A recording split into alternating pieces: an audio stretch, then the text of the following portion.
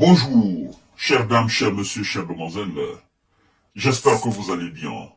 Alors, dans cette émission, nous allons parler des vrais auteurs des actes barbares qui ont eu lieu sur le territoire de la Fédération de Russie. Vous savez, qui a endeuillé plusieurs familles.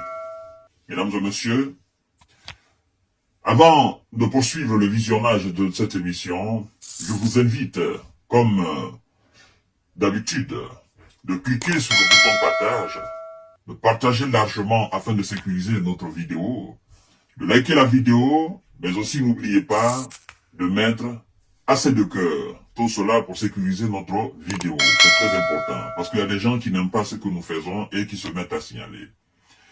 En plus de cela, tâchez de vous abonner sur mon compte YouTube, ma chaîne YouTube, le lien est juste là, mais aussi dans les commentaires. Vous vous souvenez, pendant que la contre-offensive battait, n'est-ce pas, d'elle, et que on avait donné beaucoup d'espoir aux militaires otaniens qu'ils pouvaient naturellement dérussifier l'Ukraine. Vous vous souvenez, la première vague de contre-offensive a échoué.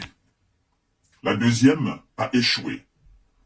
La Russie, avec ses lignes solides, a réussi à résister, mais aussi à contre-attaquer. Et constatant les dégâts matériels et humains dans l'échec des premières vagues de la contre-offensive, sachant très bien qu'ils ne parviendront jamais, ils se sont précipités à créer la situation Moyen-Orient pour essayer d'attirer l'attention de la communauté internationale sur ce qui se passe en Moyen-Orient et pour que les gens oublient un peu la honte et l'humiliation qu'ils venaient de subir naturellement à l'Ukraine. La tempête est passée. Et puis, cela n'a pas permis de désorienter les gens. Les gens ont continué toujours à parler de l'Ukraine. Les médias classiques ont toujours continué à parler. Petit à petit, la situation en Moyen-Orient est devenue une situation que eux-mêmes ils ont qualifiée de normale. Parce que l'attention qu'ils ont voulu que le monde porte sur l'affaire, certes, l'attention a été portée, mais c'est pas une situation qui est restée éternelle. Vous comprenez? Et ils voulaient emballer la Russie là dans l'affaire, mais elle a été très intelligente. Et puis, la Russie a continué son opération spéciale militaire. Avant, on n'appelait pas la guerre. Maintenant, on appelle la guerre. Donc, la Russie a continué son opération spéciale militaire et a chassé naturellement les soldats de l'OTAN à Robotine. Vous savez, Robotine qui a fait l'objet d'intenses combats. La Russie a récupéré Robotine. Mais aussi un certain nombre de villages, mais aussi de petites villes ukrainiennes tout autour de Robotine. Et petit à petit, la Russie s'est imposée définitivement, a fait échouer la contre-offensive ukrainienne. Et la Russie a continué à dominer, n'est-ce pas, la Légion internationale sur le terrain, accompagnée aussi de quelques éléments de Volodymyr Zelensky. Constatant que toutes les promesses qui ont été faites à M. Volodymyr Zelensky, ils ont été incapables d'apporter les 1 million d'obus sur le terrain, constatant aussi que la Russie a quintuplé sa production de munitions, mais aussi de chars et d'autres équipements militaires, sachant que eux ils n'ont pas la capacité, sachant aussi que au niveau de la Chambre des représentants aux États-Unis, entre républicains et démocrates, il n'y a pas d'entente et les 61 milliards de dollars ne sont pas débloqués, ce qui fait que l'Union européenne est dans un dilemme de choix. Est-ce qu'il faut remplacer les 61 milliards de dollars, milliards de dollars, ou est-ce qu'il faut continuer avec les 50 milliards que eux, ils avaient promis?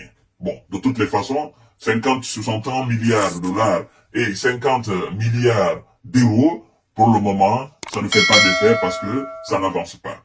Et du côté aussi de M. Jens Stoltenberg, secrétaire général de l'OTAN, qui a plusieurs fois demandé à ce que la production de munitions soit intensifiée pour venir à bout des soldats russes sur le terrain, il est resté sourd-oreille. c'est-à-dire ces nombreuses appels et demandes n'ont pas porté fruit. Et aujourd'hui, lui, il est dans la honte. Donc, dans cette situation très stagnée, il ne pouvait naturellement que d'essayer de faire quelque chose afin d'attirer l'attention du monde sur ça et préparer naturellement le terrain en Ukraine, éventuellement pour dire, bon, nous avons dispersé les hommes sur le terrain, le moral est très bas au niveau des soldats russes, parce que naturellement il y a quelque chose de majeur qui s'est passé tout auprès, n'est-ce pas, de la capitale russe qui est Moscou. C'est un événement majeur où plusieurs personnes ont perdu la vie, il y a eu des blessés, et donc il y a une certaine tension sur le territoire russe. Donc c'était une manière de déconcentrer les gens, n'est-ce pas, au niveau des fronts. Mais sauf que, les Russes ne sont pas bêtes. Et ce sont les mêmes qui ont précipité et qui ont fait porter le chapeau de cet acte ignoble, n'est-ce pas, sur la tête de, naturellement, de État qu'ils appellent État IE. Vous comprenez? L'État EI, État islamique. Alors, c'est pas la rédactrice en chef de Russia Segondnia qui me dira le contraire par rapport à cela, parce qu'elle-même, elle a fait une déclaration dans ce sens, et vous allez comprendre tout à l'heure, chères dames, chers messieurs, chers demoiselles, tout cela, c'est pour attirer, c'est pour tromper les gens, c'est pour attirer la communauté, l'attention de la communauté internationale sur ce fait, n'est-ce pas, en Russie. Mais sauf que les Russes ne sont pas dupes, ils ne sont pas bêtes. Alors, chers dames, chers messieurs, chères demoiselles, elle nous dit ceci, c'est très important, les vrais auteurs de cet acte ignoble au crocus tentent de faire porter le chapeau à EI. Alors, elle avance en disant ceci, bon, pour réaliser cette opération, ils ont sciemment choisi des gens qui peuvent être considérés comme des gens de EI. Pourquoi? Elle se pose la question. Et elle continue en disant, personne ne sera surpris qu'il s'agisse de EI, vous comprenez? Parce que EI a vraiment fait beaucoup d'actes ignobles partout dans le monde, a déclaré Margarita Simonian. Et puis, elle continue en disant, selon elle alors, elle déclare, je cite, le fait que les services spéciaux des Wizards ont commencé à dire que c'était justement les éléments de EI derrière l'attaque, alors que personne n'était pas arrêté à l'époque, sert, n'est-ce pas, à un objectif. C'est très important de savoir, parce que ce sont eux qui ont commencé à dire que c'était les gens de EI. Cette affirmation n'est venue nulle part ailleurs que d'eux. Vous comprenez? Pour dire que c'était les gens de EI qui avaient commis l'attaque. Mais les têtes que nous avons vues, n'est-ce pas? Les têtes que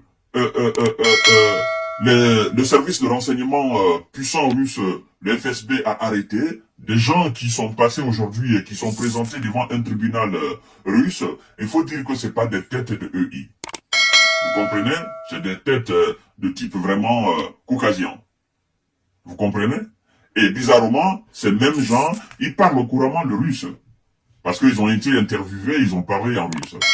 Et rapidement, le ministère de l'Intérieur russe s'est battu pour rétablir, naturellement, ce qui semblait être, en quelque sorte, pour les uns et les autres, des éléments, n'est-ce pas, de la Russie. Et il a affirmé rapidement que tous ces gens qui ont été arrêtés, aucun n'est d'origine russe. Aucun n'est citoyen russe, donc ce sont des étrangers. Alors, elle dit, je cite, qu'il est nécessaire que l'opinion publique, voilà, c'est la partie la très importante, il est nécessaire que l'opinion publique mondiale ne regarde pas l'Ukraine, sinon il faudra répondre à des questions terribles. Vous voyez? Et nous allons regarder l'Ukraine. Et nous allons poser ces questions. Vous comprenez? Elle dit, il est nécessaire que le monde ne regarde pas l'Ukraine. Parce que il faudra répondre à des questions terribles.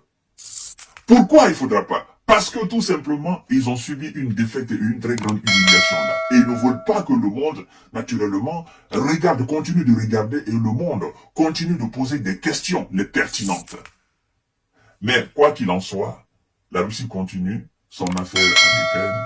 Et chers dames, chers messieurs, chères demoiselles, la bonne nouvelle est que tous ces éléments sont arrêtés. Ils sont détenus aujourd'hui. Ils sont présentés devant un tribunal n'est-ce pas, de haut niveau russe. Et ils vont répondre à des questions. Donc, voici, je dirais tout simplement, l'objectif principal qu'il fallait atteindre du côté, n'est-ce pas, occidental, détourner le regard du monde sur ce qui se passe en Ukraine et créer une situation de tension sur le sol russe afin que cela perdure. Mais malheureusement, voilà, la vague est passée, ce qu'ils ont fait, ils ont été arrêtés. Et puis la Russie gère, elle gère aussi sur le terrain en Ukraine et le monde continuera à parler de l'Ukraine. Voilà, mesdames et messieurs, partagez la vidéo dans tous les groupes possibles, abonnez-vous sur cette page, activez la cloche de notification pour ne plus rater mes vidéos. À tout à l'heure pour notre série d'informations de décortiquage. Merci beaucoup, ça va se savoir. La vérité, elle va éclater. Le mensonge va tomber. Ça, c'est sûr.